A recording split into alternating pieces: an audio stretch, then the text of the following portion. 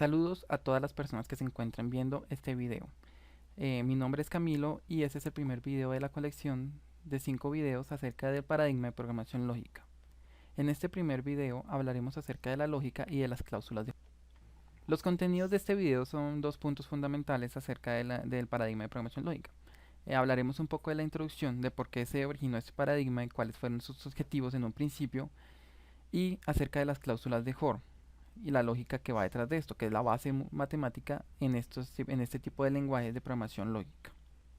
Para hablar un poco de la introducción, tenemos que hablar acerca del eslogan de Kowalski, que nos dice que un algoritmo es igual a la suma de una lógica y de un control, y que con esto se puede realizar pues todo lo que tiene que ver con respecto a la programación, eh, como tal decir imperativa en general. Pero este concepto es lo que se intenta cambiar al entrar a fondo en el paradigma de programación lógica. Entonces empezamos a ver que se intenta llevar como tal el control a un poco más a la parte de automática de los computadores y solamente dejar esta parte lógica como el objetivo del programador. Esta visión fue dada por Gödel y por Herbrand en 1930. Ya después, en 1960, se da una definición formal al proceso que se mencionó hace un momento. Y en 1970 se genera como tal el paradigma, emerge para crear lo que es hoy Prolog y algunos otros lenguajes que también tienen que tienen alguna influencia por parte del paradigma de programación lógica. Como lo habíamos hablado en la diapositiva anterior, un algoritmo es igual a la lógica más el control. La lógica representa el qué se debe hacer y el control representa el cómo se debe hacer. Pero esto llega a que en este tipo de lenguajes donde se requiere hacer todo este proceso pueda ser un poco enredado el hecho de que toque especificar tanto el cómo como el qué. Entonces, se empieza a generar este tipo de paradigma. Se empieza a generar este paradigma en donde el programador solo requiere dar de la parte lógica, el qué se debe hacer, las metas como tal del programa. Y se olvida un poco de cómo se debe hacer, ya que esto será hecho por la misma computadora, una computadora abstracta, que se encargará de hacer todo este funcionamiento por medio de lo que después llamaremos como resolución, que veremos dentro de las cláusulas de Hoare. Entonces, por eso es que es necesario que el programador declare su meta y no únicamente los algoritmos que llegarán a ellos. Hay que tener muy en claro que cuando se realiza este tipo de programación dentro de este paradigma, tiene que haber un conjunto, una forma de especificar todo el objetivo que se quiere llegar y no solamente el cómo se debe hacer. Las metas se declaran por un conjunto de afirmaciones y reglas. Es por esta razón que el paradigma de programación lógica también es llamado programación basada en reglas. Básicamente, para los paradigmas de programación lógica veremos dos aplicaciones grandes, que es acerca de la inteligencia artificial, que es obviamente su lenguaje representativo es Prolog, y también veremos la extracción de información de bases de datos, que hay lenguajes como SQL. El paradigma de programación lógica tiene dos características fundamentales. Una es el no determinismo, porque dentro de los programas que se encuentran dentro de este paradigma, veremos que se puede encontrar más de un resultado al mismo problema. Y un backtracking, que nos permitirá hallar del proceso realizado, hallar esas respuestas. Es una estrategia que permite el no determinismo. En este segundo punto del video, eh, que trata acerca de la lógica y las cláusulas de Hoare, vemos que empieza a notarse la fundamentación matemática sobre la que se basa este paradigma. Como lo habíamos mencionado antes, se requiere alguna forma de poder comunicarse con la máquina, de poder programar, y en este caso se usará la lógica matemática. Este será, entre comillas, el lenguaje para especificar la solución de problemas.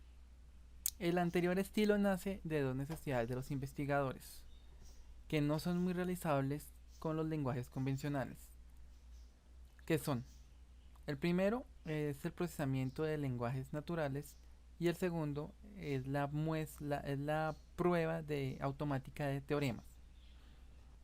Algo muy interesante al realizar el proceso anterior es que podemos escribir una gramática o un teorema como una expresión lógica. Y esto nos puede llevar a ver, o sea, nos provee una forma de ver cómo es la prueba automática de teoremas y cómo se realiza el procesamiento de lenguajes naturales, que en un futuro será la base en la que se funda el paradigma de programación lógica. Con lo anterior ya podemos empezar a hablar acerca de las cláusulas de Hoare, una especie de notación que nos permite llevar una lógica proposicional y de predicados a la programación lógica. ¿Cómo, cómo cambio ese lenguaje natural? ¿Cómo lo puedo empezar a estructurar para que la máquina me entienda y pueda empezar a solucionar los mismos problemas como lo habíamos dicho antes, e intentando evitar el control, es decir, el cómo de estos algoritmos? La lógica de predicados y la lógica proposicional nos permite dar una base matemática al paradigma de programación lógica. Estas se pueden traducir, o entre comillas traducir, a lo que se llama cláusulas de Hoare, que son como tal la base de la sintaxis del lenguaje de programación Prolog. Una cláusula de Hoare se compone de dos partes, una cabeza H, que es un predicado, y un cuerpo, que se encuentra un conjunto de predicados P1 a Pn, y se denota de la forma como se puede ver en el video. P1, P2 hasta Pn implican H. Esto quiere decir que si H es cierta es porque todos sus predicados son verdaderos al mismo tiempo, es decir, simultáneamente. Entonces, vamos a resumir un poco lo anterior mediante un ejemplo de cláusulas de Hoare. Está nevando en la ciudad C si hay precipitación y la temperatura está congelando. Esto podemos notarlo en cláusulas de Hoare de la siguiente manera. Si hay precipitación en la ciudad C y, esta coma representa el I, está congelando en la ciudad C, entonces esto implica que está nevando en la ciudad C. Obviamente precipitación y congelando tienen que ser las dos verdaderas al mismo tiempo para que la cabeza, en este caso nevando, sea también verdadera. Mediante el uso de propiedades se puede convertir esta cláusula de Hoare en una expresión lógica de predicados. Es decir, precipitación C y congelando C implican dando C, podemos convertirla a una expresión lógica que conocemos un poco más. Mediante las propiedades de implicación y de Morgan. En este caso, esta coma representa un AND, que obviamente ya vamos a ver por qué se convierte en la siguiente expresión. Y esta implicación eh, va a convertirse también en parte de esto. La propiedad de implicación nos dice que si P implica Q, entonces no P o Q. Entonces convertimos en vez de una implicación convertimos un OR, una disyunción. Por lo que esta parte que sería P y esta que sería Q en la parte superior, nos quedaría que la negación de precipitación y congelando or nevándose. Y por propiedad de Morgan podemos retirar la negación del paréntesis general y pasarla entre comillas a los términos individuales. Un comentario a lo que vimos en la diapositiva anterior, un comentario muy importante, es que no todo predicado puede ser traducido a una cláusula de Hoare.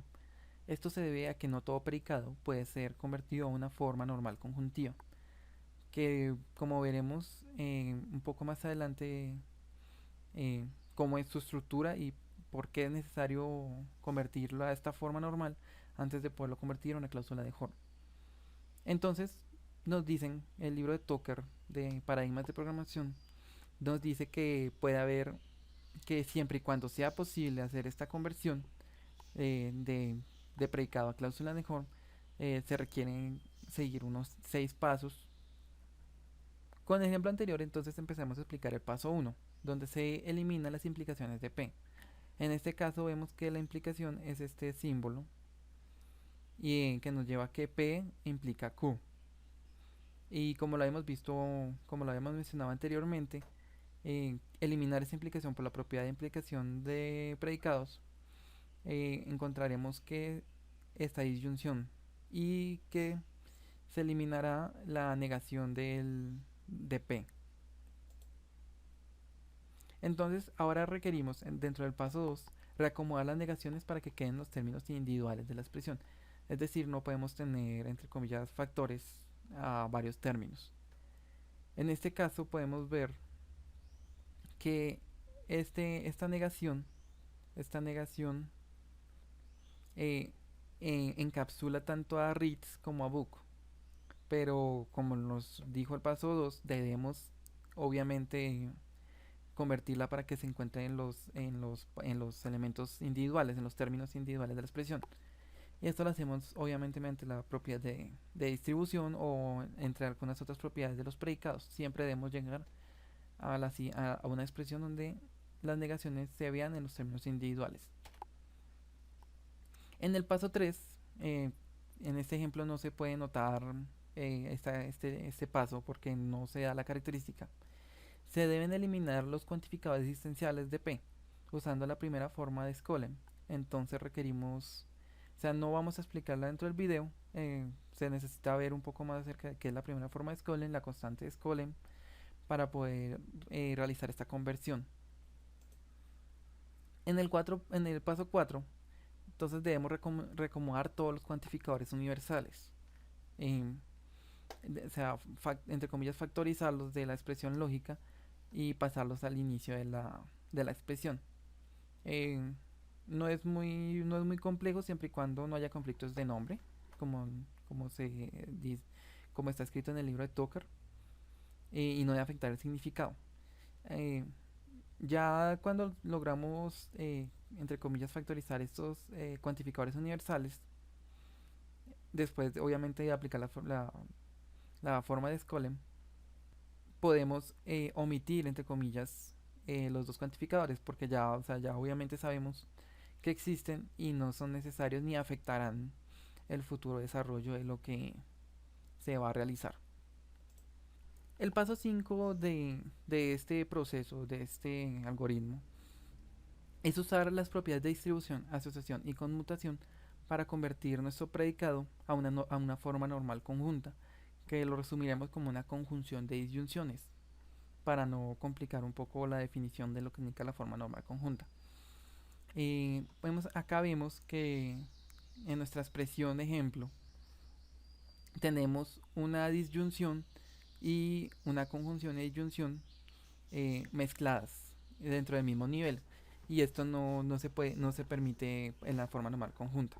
Entonces, después de aplicar las propiedades, encontramos que logramos separar estas disyunciones en, por conjunciones. Entonces tenemos un i dentro de uno y dentro del paréntesis, dentro del nivel, tenemos únicamente disyunciones. Un elemento importante al realizar este paso es que solamente se puede realizar el siguiente paso si se encuentra un único término positivo, es decir, un no negado en cada una de las disyunciones. En el paso 6 debemos convertir las disyunciones a implicaciones usando las propiedades correspondientes, es decir, únicamente debemos usar la propiedad de implicación que nos dice que no P o Q es igual a P implica Q. Entonces podemos ver en este ejemplo, acá hay una disyunción eh, y acá también vemos varias disyunciones.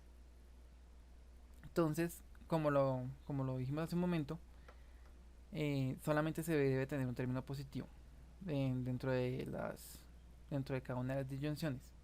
En este caso simplemente usamos la propiedad de implicación y llegamos a la parte izquierda de esta expresión, y en este caso como convertimos al término positivo, que será la implicación, y dejamos el resto del cuerpo como se encontraba, eh, hasta poderlo convertir en una conjunción interna y poderlo en un momento, en el siguiente, entre comillas, paso, ya no es un paso formal, convertirlo en una cláusula de Horn. En esta diapositiva podemos ver finalmente la última conversión que vemos de la expresión de predicado a una serie a un conjunto de cláusulas de Hoare. Entonces vemos que la primera parte se convertiría en la primera cláusula de Hoare, o sea, únicamente tomando en cuenta la implicación, y igual que la segunda parte, donde los dos términos que están por conjunción implicarán, implicarán como se denota en la misma expresión. Entonces, así encontramos las dos cláusulas de Hoare que podemos extraer de esta expresión de predicados. Entonces, para finalizar el video, vamos a tratar un poco el tema de resolución y unificación. Empezando por la resolución, es cuando se aplica a las cláusulas de Hoare. La resolución dice que si H es la cabeza de la cláusula de Hoare y esa se encuentra en otra cláusula de Hoare, entonces H puede ser reemplazada por ella.